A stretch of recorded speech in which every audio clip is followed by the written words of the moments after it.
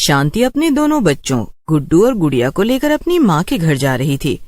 गर्मियों की छुट्टियां शुरू हो गई थीं और उसके बच्चे हर साल की तरह अपनी नानी के घर जाने के लिए बहुत खुश थे।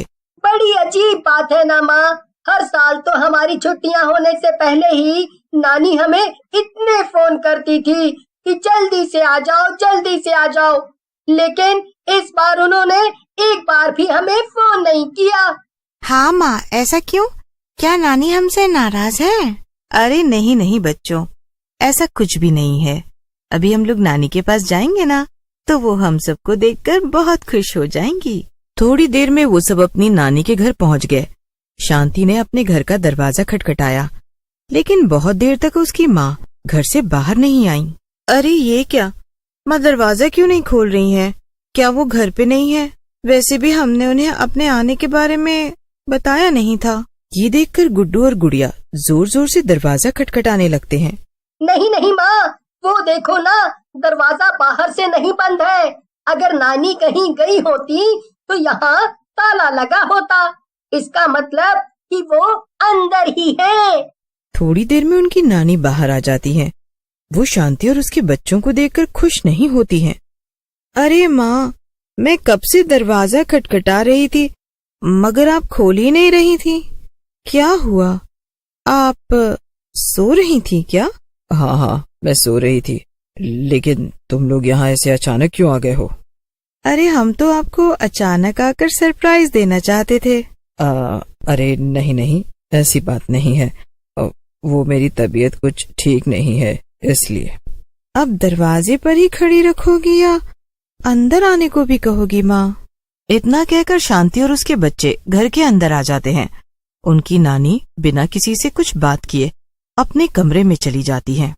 माँ, कुछ तो गड़बड़ जरूर है। नानी को कुछ न कुछ तो हुआ है, वरना वो ऐसे बर्ताव नहीं करती। हाँ गुड़िया बेटा, अब तो मुझे भी कुछ अजीब सा लग रहा है। खैर तुम दोनों हाथ मुंह धो लो, मैं कुछ खाने को देती हूँ। शांति अपनी माँ के कमरे में जाती है और देखती है कि पूरे कमरे में बहुत गंदगी फैली हुई थी और उसकी माँ चुपचाप बिस्तर में लेटी हुई थी। ये सब क्या है माँ? आप तो कभी भी कमरे को इतना गंदा नहीं रखती थी, तो फिर ये अचानक से आपने इतनी गंदगी क्यों फैला रखी है? अरे मेरा घर है, मैं इसे जैसे चाहे रखूं, इससे तुझे क्या? ये क्या माँ, मैं इतने दिनों बाद आई हूँ और आप मुझसे ऐसे बातें कर रही हैं। देखो मेरी तबीयत कुछ ठीक नहीं है, अब तुम यहाँ से जाओ, बाद में आना। तो माँ, आपने कुछ खाना नहीं बनाया है क्या? क्यों, तूने मुझे आने से पहले बताया था क्या, जो मैं तेरे लिए 56 भोग बना के रखती? जा यहाँ से, मैंने कुछ नहीं बनाया है। शांति चुपचाप वहाँ से दुखी होकर चली जाती है। वो रसोई में जाकर अपने बच्चों के लिए कुछ खाना बनाने लगती है। न जाने माँ को क्या हो गया है, पहले तो उन्होंने कभी भी मुझसे ऐसे बात नहीं की। अगर उन्हें किसी बात की नाराजगी है तो मुझसे कहना तो चाहिए। ऐसे नाराज रहकर भला क्या मिलेगा? शांति खुद से ही बातें कर रही थी कि तभी उसे गुड्डू और गुड़िया के रोने की आवाज आती है। अरे ये क्या, ये बच्चे क्यों रो रहे हैं? इनका फिर से आपस में झगड़ा हो गया है क्या? शांति भाग के जाती है और देखती है कि गुड़िया एक तरफ गिरी पड़ी है और रो रही है, वहीं दूसरी तरफ गुड्डू को उसकी नानी ने पकड़ रखा था। माँ, ये आप क्या कर रही हैं? शांति जाकर गुड्डू को बचा लेती है। तभी उसकी माँ गुस्से में बोलती है, तूने अपने बच्चों को तमीज नहीं सिखाई है क्या?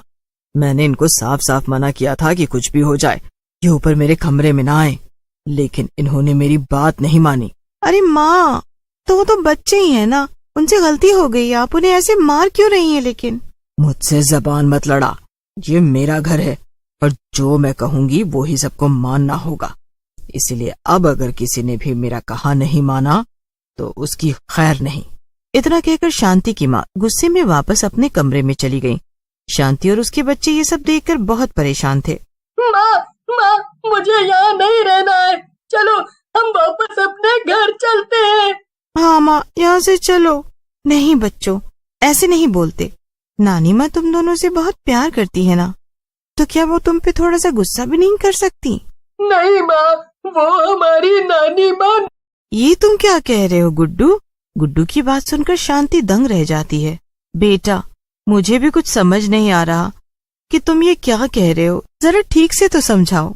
माँ, मैं और गुड़िया खेल रहे थे और खेलते खेलते हमारी बॉल नानी के कमरे में चली गई थी। जब हम उसे लेने गए तो हमने देखा कि नानी के कमरे में एकदम अंधेरा था। फिर गुड़िया ने कमरे की लाइट जला दी और नानी वहाँ नहीं थी। क्या? तो फिर कहाँ थी? माँ, नानी की जगह कमरे में एक डरावनी सी चुड़ैल थी और वो छत की दीवार पर उल्टी लटक रही थी। क्या? हाँ माँ, और फिर हम दोनों वहाँ से चिल्लाकर भागे, लेकिन तभी कमरे से नानी बाहर आ गई और वो हमें मारने लगी। माँ, हमें पूरा यकीन है कि वो हमारी नानी नहीं है। बच्चों, अगर तुम दोनों सच कह रहे हो तो तुम्हें यहाँ नहीं रुकना चाहिए। यहीं पास में तुम्हारी बरखा आंटी का घर है ना, मैं तुम दोनों को वहाँ छोड़ाती हूँ। फिर मैं बरखा आंटी के साथ यहाँ आकर देखूंगी कि आखिर मामला क्या है। ठीक है माँ, लेकिन आप भी अपना ध्यान रखना। बरखा शांति के बचपन की दोस्त थी और वो उसके घर के पास में ही रहती थी। शांति बच्चों को बरखा के घर लेकर जाती है और उसे सब बता देती है। क्या बात कर रही हो शांति? अगर तुम्हारी माँ के अंदर सचमुच में कोई चुड़ैल घुस गई होगी तो हम क्या करेंगे? मुझे तो कुछ भी समझ नहीं आ रहा बरखा। अब मैं क्या करूं? कैसे बचाऊं माँ को? हमें जल्दी ही कुछ करना होगा, वरना वो चुड़ैल उन्हें छोड़ेगी नहीं। तभी बरखा का पति शांति से कहता है, शांति, वैसे मेरे हिसाब से हमें तुम्हारी माँ पर कुछ समय नजर रखनी चाहिए। शायद इससे हमें पता चल जाए कि वो चुड़ैल तुम्हारी माँ से क्या चाहती है। ऐसे हम वहाँ सीधे जाएंगे तो चुड़ैल हमें देख लेगी और हमें पता भी नहीं चल पाएगा कि वो क्या चाहती है। ठीक है, फिर चलो चलते हैं।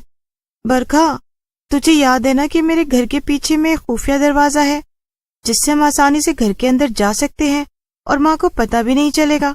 हाँ, याद है ना, जब भी हम देर तक पार्टी करके घर लौटते थे तब तो उसी दरवाजे से अंदर जाती थी ताकि आंटी को पता ना चल सके। हाँ, अब जल्दी से चलते हैं बरखा। ये हंसी मजाक करने का वक्त नहीं है। मुझे माँ की बहुत चिंता हो रही है, उनकी जान खतरे में है।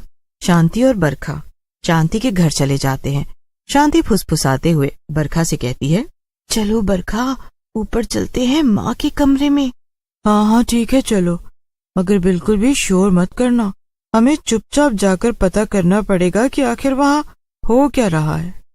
वो दोनों अपनी माँ के कमरे तक पहुँचती हैं और तभी उन्हें कुछ आवाजें सुनाई देती हैं।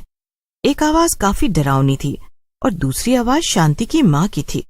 तुम्हें तो मेरा शरीर चाहिए था ना, तो ले लो, मगर तुम मेरे बच्चों को नहीं मार सकती। तुम बार बार उन्हें क्यों नुकसान पहुंचा रही हो? आखिर ये करके तुम्हें क्या मिल रहा है? नहीं, अब तो मैं उन्हें भी मारूंगी। वैसे भी एक बार मुझे तेरा शरीर मिल जाए फिर मैं बहुत ज्यादा ताकतवर हो जाऊंगी। बस आज रात तक का इंतजार है।